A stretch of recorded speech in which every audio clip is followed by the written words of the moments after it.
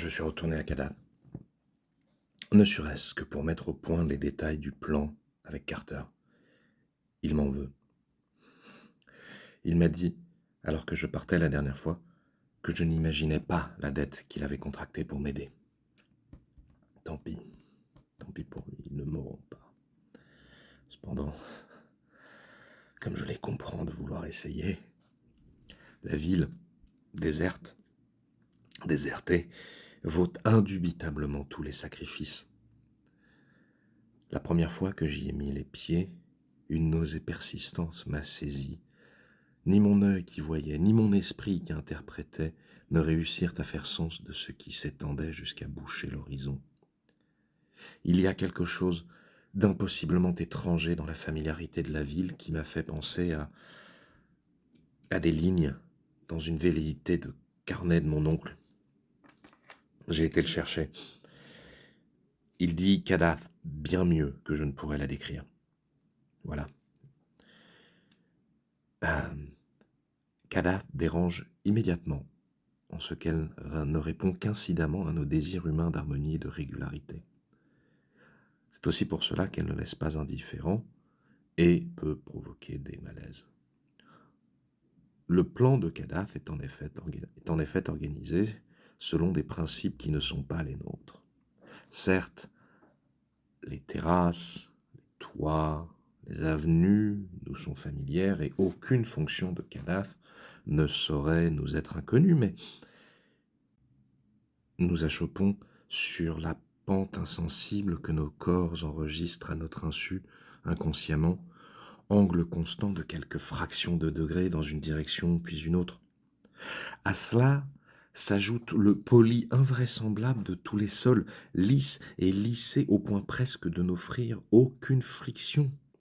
L'architecte un peu sérieux, et nul doute qu'il s'en trouvera dans les lecteurs et lectrices de cet article, auront compris par elles-mêmes ce que d'autres ignorants de l'art n'intuiteront que confusément, dans un sentiment de malaise.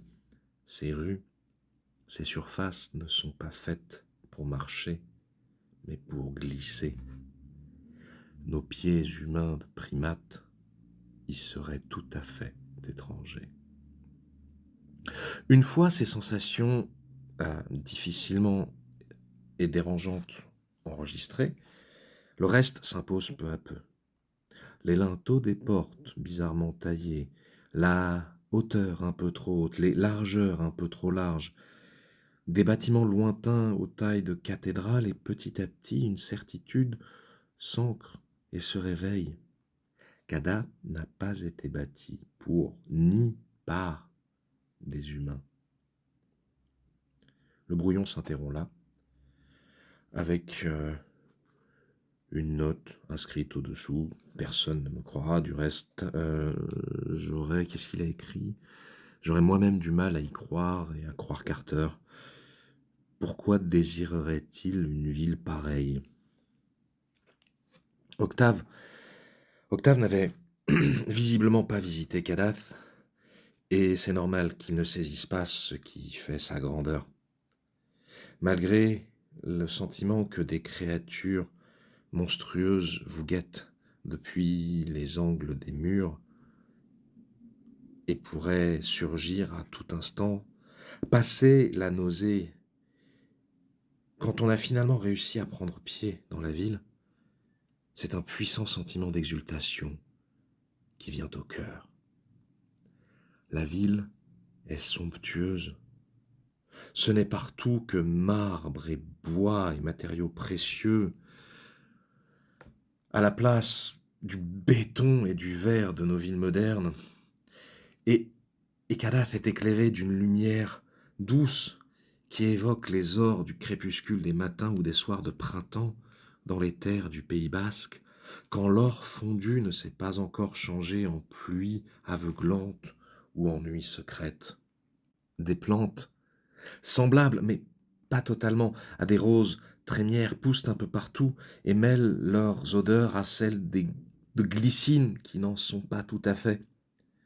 Il n'est pas de jardin visible qui ne possède pas ces lianes de quelque chose qui ressemblerait à de la vigne, pas un endroit qui ne soit pas fourni en arbres que je n'identifie pas et dont les feuilles sont de rouille et d'argent.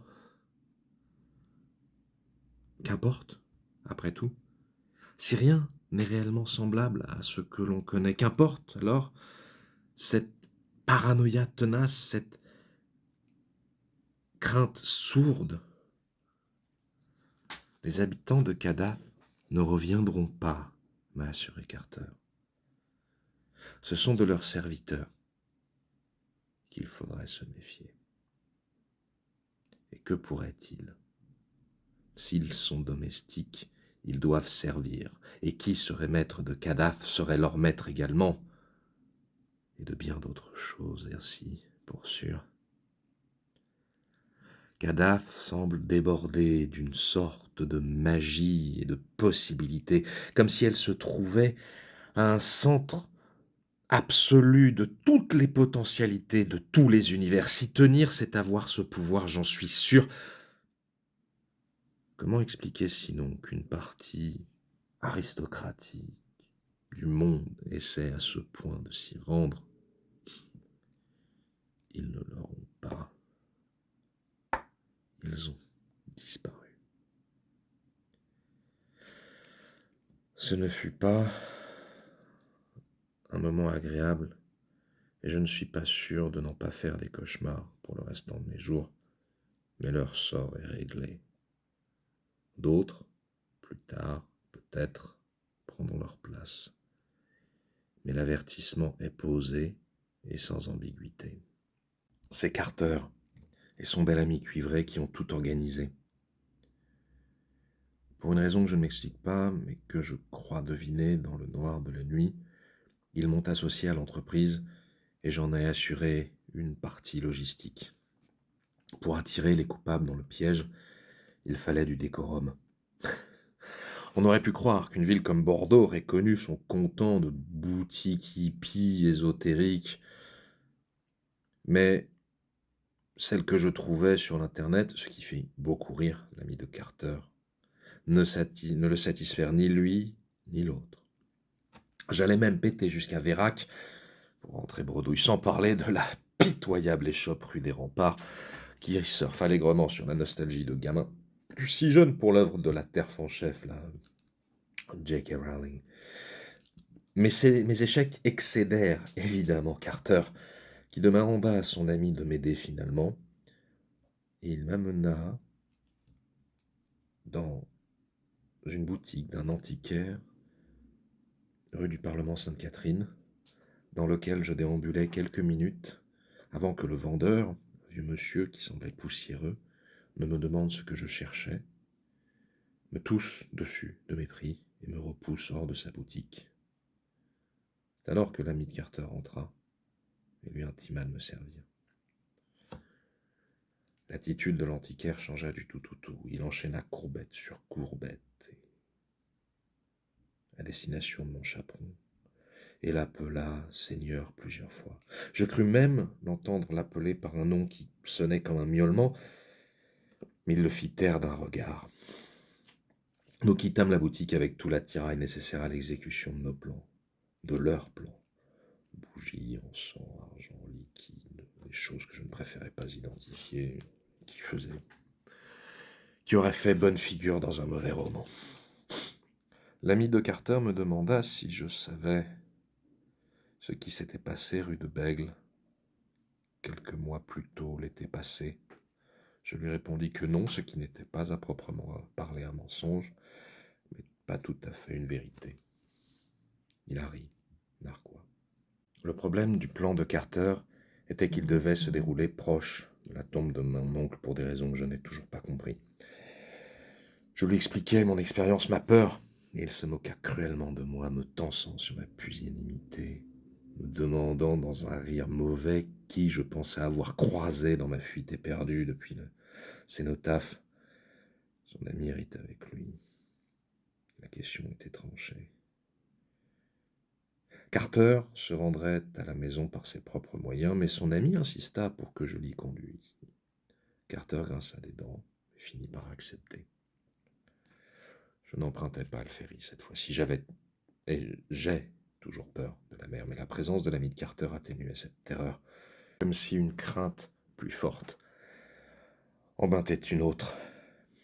Nous y fûmes rapidement, et le portail était ouvert et le chemin vide. Je garai ma voiture derrière la maison, malgré les remarques de mon passager qui me dit que ce serait inutile. Je rétorquai que prudence était mère de sûreté, et il rit de nouveau, s'étonnant que j'appelle cela prudence. Personne ne nous attendait, mais la maison s'ouvrit à notre approche.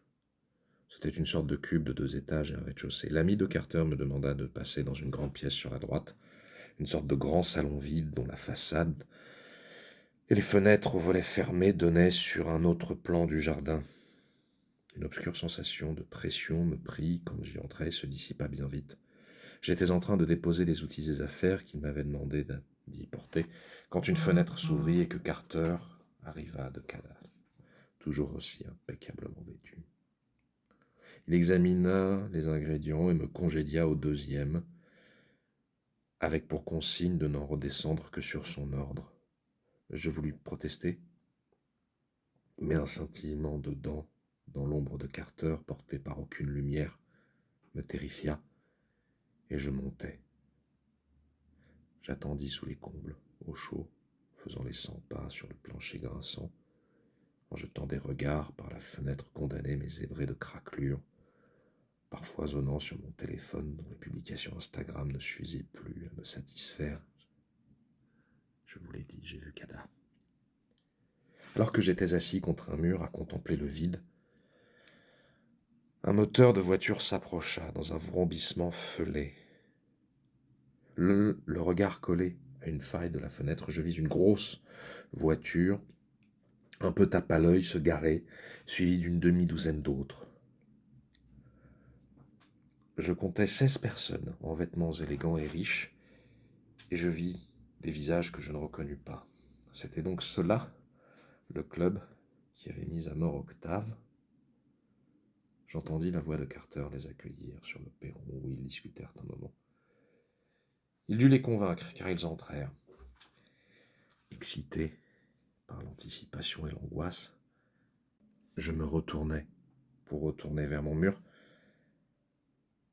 mais je butai contre l'armée de Carter qui se tenait devant moi. Dans la pénombre de la pièce, il dégageait encore plus de crainte et je crus voir des choses bouger au-delà de lui. Il me regardait avec curiosité et je ne bougeais pas, comme un lapin pris dans les phares d'une voiture. Finalement, après une dizaine de minutes ou quelques secondes, il me demanda si Carter m'avait prévenu du prix à payer. Je répondais que oui, que je paierais.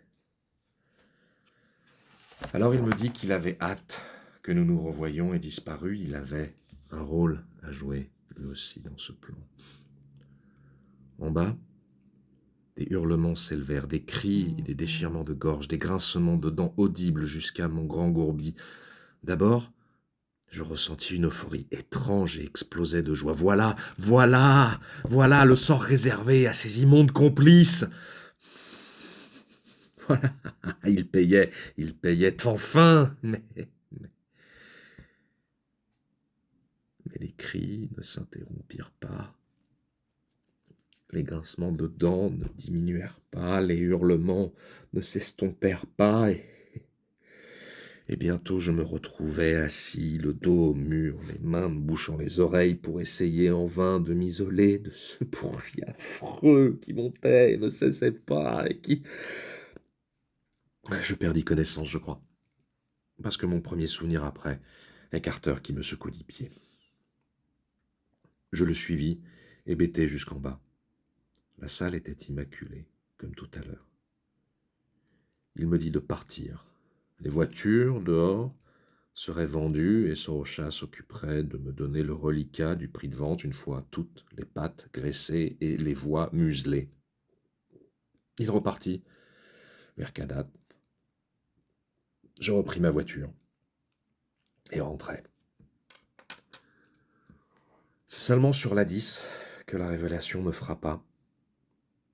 J'ai gagné. Tout ceci est fini et j'ai gagné. Je suis vivant, ils sont morts. Octave est vengé, j'ai gagné. Je ne verrai plus Kadaf, mais j'ai gagné. Je crois, j'ai gagné. J'ai gagné, n'est-ce pas?